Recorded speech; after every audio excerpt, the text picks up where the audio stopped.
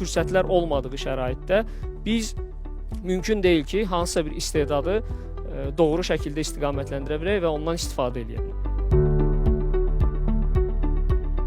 Gördüyümüz mühit, orada qarşılaşdığımız insanlar bizim şəxsiyyətimizə, düşüncələrimizə, dəyərlərimizə nisbətən təsir edir. Əgər bir insanın xüsusi istedadı yoxdursa, daha çox çalışmaqla, öyrənməklə bu istedadı əldə edə bilər.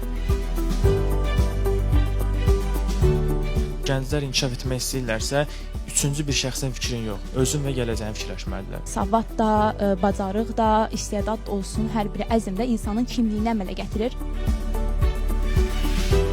Mühitdən də çox insan özü inkişaf eləməlidir, öz yolunu tapmağı seçməlidir. İyunun 22-si saat 15-də 2x2 Mədəniyyət kanalında.